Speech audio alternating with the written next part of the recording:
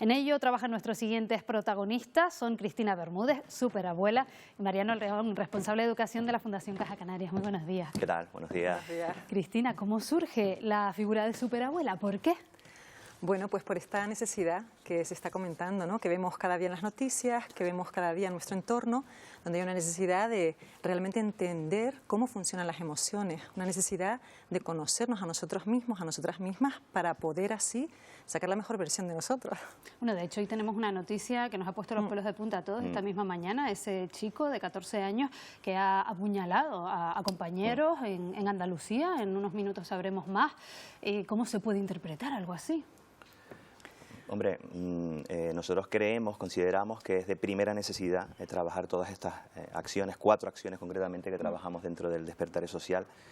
Intentamos informar, tenemos que informar muchísimo al alumnado, a la comunidad educativa. La Fundación Caja Canarias se siente o nos sentimos parte de la comunidad educativa y creemos la responsabilidad de participar y de intervenir en el aula, ayudando al profesorado, al alumnado y a las familias.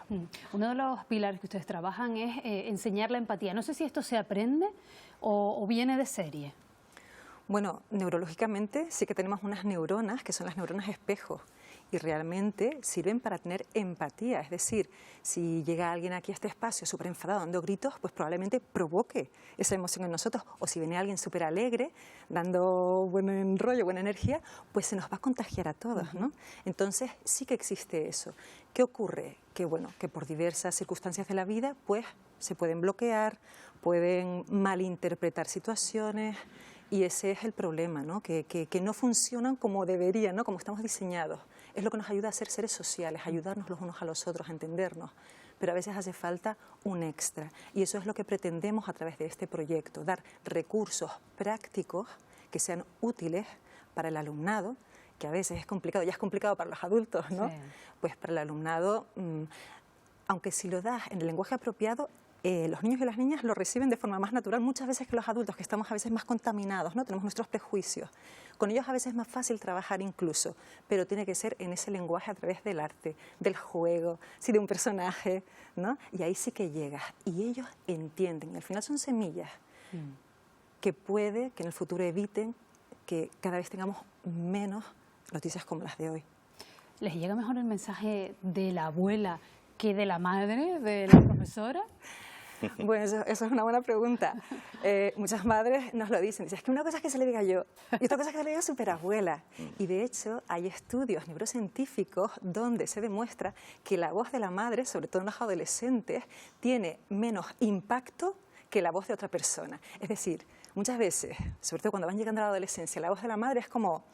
Déjame en paz. Sí, paso, no reacciono. En cambio, le oyen la voz de cualquier otra persona, incluso de un desconocido, y hay mucha más activación en el cerebro. O sea, eso ya no es que lo sepamos las madres y los padres, sino que ya está demostrado incluso neurocientíficamente. Bueno, tenemos el ejemplo, ¿no? en los youtubers que a través de los tutoriales y de los vídeos en los que ellos están expuestos todos los días, pues le llega ese mensaje mucho más. De hecho, el mal uso de las redes es lo que nos ha motivado a proponer la gestión de las emociones con la ayuda de Superabuela, pero otros programas dentro del Despertar Social como es el acoso, que creemos que es la actuación matriz, el punto de partida, digamos, que nos ayuda, nos invita a después seguir trabajando en otras actuaciones, en otras acciones como es diversidad, igualdad o la propia gestión de las emociones.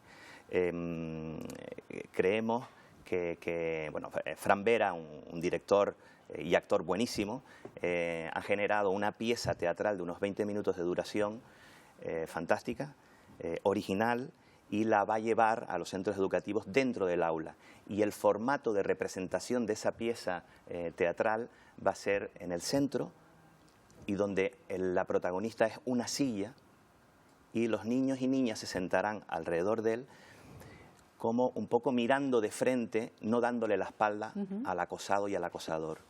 Y a partir de esos 20 minutos de representación, pues se establecerá un foro de debate reflexivo con los chicos y chicas que participan en esa dinámica. Por eso me gustaría destacarla porque es muy importante. ¿Tiene algo que ver esa silla con esta? Efectivamente.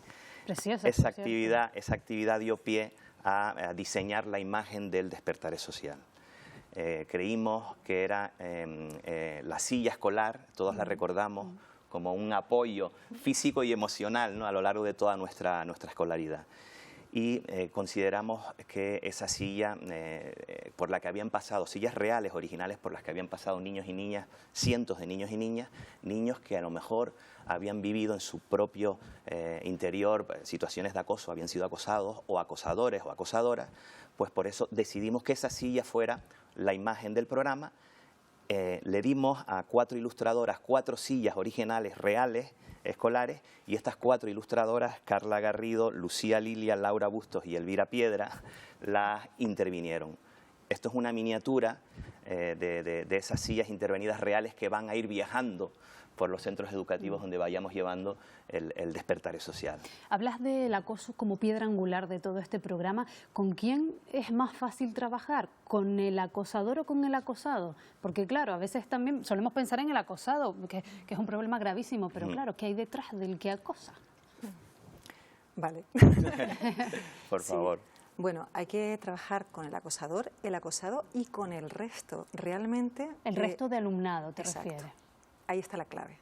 Porque muchas veces ese silencio es cómplice de lo que está ocurriendo. En cambio, si el acosador, en este caso, que también hay que hacer un trabajo profundo, porque no es que sea mala persona, es que necesita un trabajo, está canalizando la ira, está canalizando las emociones. Algo hay ahí detrás. Exactamente. Y eso hay que trabajarlo. No es castigarle y despreciarle, sino hay que trabajar eso para que aprenda a canalizarlo, ¿no?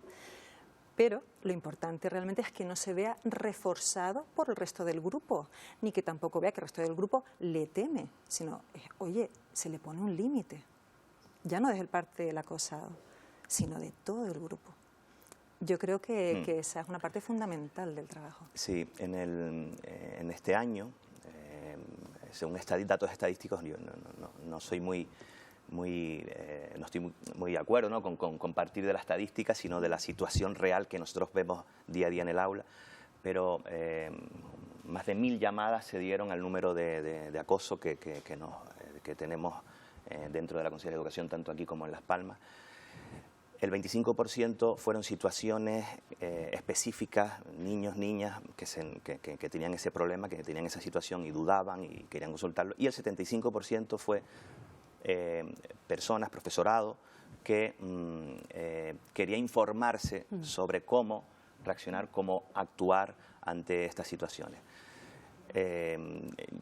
Bueno, no vamos a hablar del profesorado de la ley del 70 de Villar Palasí, que soy yo cuando mi enseñanza, mi educación, el profesorado ahora está muy formado, pero creemos que debemos ayudarlo, informar y ayudarlo e ir de la mano de estos profesores, maestros y maestras que hacen una labor encomiable y trabajan muchísimo para prevenir e intentar detectar estas situaciones en el aula. Darnos cuenta, ¿no?, que ese tipo de situaciones no son cosas de niños, como a lo mejor antiguamente se solía decir. Bueno, Despertar Social, ese proyecto que desarrollan, esperemos que dé sus frutos en ese trabajo con las emociones de los más jóvenes. Gracias a los dos por habernos acompañado. Estupendo, gracias a ustedes por invitarnos.